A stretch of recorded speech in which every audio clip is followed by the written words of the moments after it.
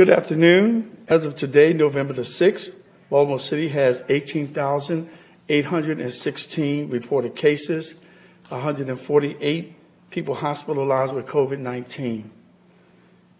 And we are at 471 deaths. Our nation is continuing to report record high numbers of COVID cases, surpassing what we saw over the summer. And I'm sure we all heard the governor yesterday say that numbers in the state are also trending in the wrong direction. Today, I'm announcing increased restrictions in Baltimore City that will go into effect next week. As of Thursday, November the 12th, at 5 p.m., outdoor and indoor gatherings at public and private facilities, private homes, and any public space are limited to no more than 10 persons. Gatherings at event venues and spaces with a fire marshal rated certificate of maximum occupancy are permitted to open up at 25% of the facility's maximum capacity. Religious facilities shall not exceed 25% of the religious facility's maximum capacity. Retail establishments and malls are capped at 25% maximum capacity. Personal service establishments are capped at 25% maximum capacity. Indoor and outdoor recreational establishments are capped at 25% maximum capacity. Fitness centers are capped at 25% maximum capacity. The casino is capped at 25% maximum capacity. Theaters and outdoor entertainment venues are capped at 25% maximum capacity. Food service establishments are capped at 25% maximum capacity. Also, bars licensed as low priority food service facilities, which are not licensed for food service, are not permitted to open. And food service establishments must close indoor dining at 10 p.m. I am instituting these restrictions for the public health and to save lives in Baltimore City. I'm here periodically to ensure our residents have the most up-to-date and accurate information so they in turn can make smart and informed decisions for themselves and their families. We remain focused on continuing to scale up our response to this emergency to ensure residents of our city have the resource and support they need at this time, while continuing to leverage the wealth of medical and public health experts right here in Baltimore City. I want to remind residents of the invaluable resources available at coronavirus.baltimorecity.gov. Again, that's coronavirus.baltimorecity.gov. There, residents can find real-time data for Baltimore City as well as locations for where they can get tested. We are still in a pandemic, one that's built to spread rapidly in groups of people. The coronavirus pandemic hasn't gone anywhere, and we need all residents and visitors to act accordingly. Wear a mask when out in public, watch your distance to others, and wash your hands often. I know there is COVID fatigue, but now more than ever, I need the residents of Baltimore City to remain on guard. We're coming to a time of the year where the risks are going to increase. The weather is getting colder, and people will want to spend more time together indoors. A lot of the cases we are seeing are from indoor and family gatherings.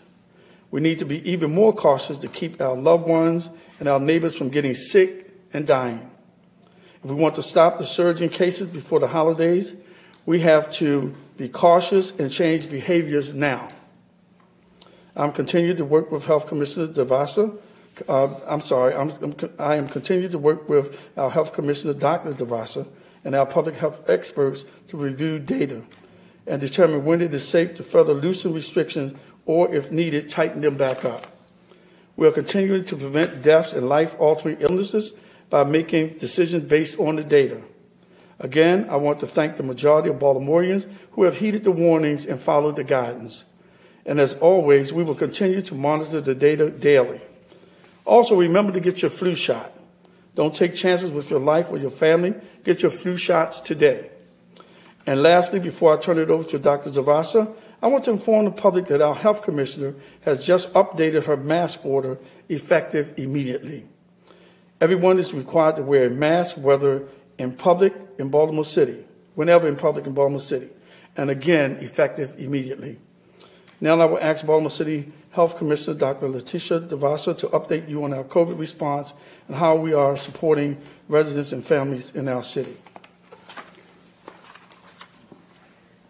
Good afternoon, and thank you, Mayor Young, for your continued leadership during this health crisis.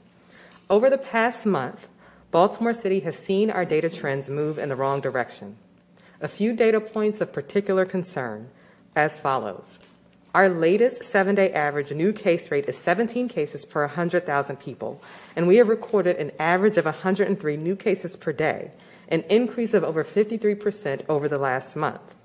Our positivity today is 4.5%, and our latest 7-day average positivity is 3.5%, an increase of 41% from 4 weeks ago. Between October 2nd and November 2nd, the number of COVID-19 patients in acute care beds increased by 64%. The number of COVID-19 patients in ICU beds increased by 73% here in Baltimore City hospitals. This data is alarming and requires action. I thank Mayor Young for taking such action. With the new orders in effect, Baltimore City is moving to an amended Phase 1. We believe that if these restrictions are followed by city residents, we can change the direction of these trends. I want to reiterate, these interventions, while important and necessary, are not a replacement for the personal responsibility we all have to maintain social distancing, wear our face mask over our nose and our mouth, wash our hands frequently, and stay home when we aren't feeling well. Baltimore has been here before. In late July, we saw a similar rise in cases, and in early August, we implemented similar limitations on occupancy and gatherings. A few weeks later, we saw a dramatic decrease in new cases throughout late August and early September. The health department will continue to monitor new case data over the coming weeks to see how the interventions put in place will change the trajectory of these cases or if additional interventions are required. Perspective is important. Today, the health department has had its incident command structure operating for 11 months since first learning of the novel coronavirus earlier this year. For months, most residents have heeded our warnings on social distancing, mask wearing, and hand sanitizing. We've all missed birthdays and weddings, cookouts and graduation parties. Grandparents haven't seen grandchildren, and family haven't been able to visit their loved ones in nursing homes and assisted living facilities for months. As we turn towards the winter months, especially with the holiday season right around the corner, it is so tempting to want to relax and give in to pandemic fatigue. I'm sure many want to ignore the public health warnings about family gatherings, wearing masks, and maintaining social distancing. However, Baltimore, none of us can afford to let our guard down. For months, we have warned about the possibility of a second wave, and now we're seeing the signs of it arriving. COVID-19 new cases are on the rise, and what we all do over the next few weeks will dramatically impact what our winter looks like. It's critical that all residents do their part. In addition to the restrictions Mayor Young has put in place, we all have a personal responsibility to do the same personal protective measures that have kept many of us safe during this pandemic. If you are in a public space, inside or outside, you should be wearing a face cloth covering over your nose and your mouth, period. Continue to seek out testing when needed, based on guidance, and when you are awaiting results, quarantine away from others until those results are received or you've been cleared to be around others by a medical professional.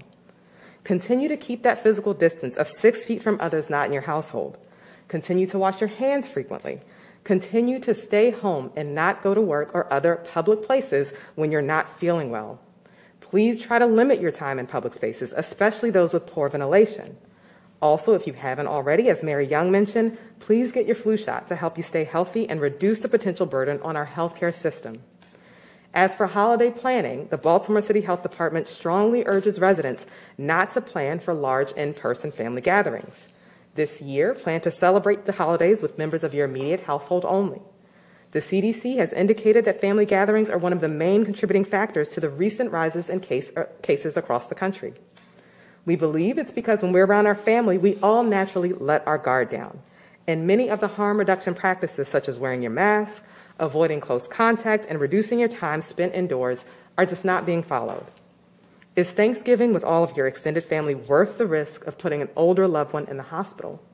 Is your Christmas morning spent together worth a New Year's spent in the hospital? Checking in by phone or video this year for the holidays may very well save a life. Thank you, and be safe, Baltimore. Thank you, Dr. Tavasa, for your leadership on this, and I really appreciate your advice that you have given me. I know this pandemic has been extremely tough on everyone, frontline workers, students, our older adults, our residents experiencing homelessness, and our businesses. And government's role at times like these is to continue to support those communities and provide resources to lessen the impact. Next, on Monday, November the 9th, the Mayor's Office and Baltimore Development Corporation will announce details on the availability of new grants specifically for restaurants. Approximately $6.5 million in state grants have been made available by the state of Maryland to help offset COVID-related expenses incurred or to be incurred by restaurants. The application period will be from November the 12th through November the 24th. These grants will not be awarded on a first-come, first-served basis. Details, along with specific selection criteria, will be posted on baltimoretogether.com. And I'll say that again, details along with specific selection criteria will be posted at baltimoretogether.com. So please look out for that on Monday, because I know we have a lot of local restaurants that can use the help. I encourage all restaurants that qualify to apply. I want to say thank you and have a safe weekend.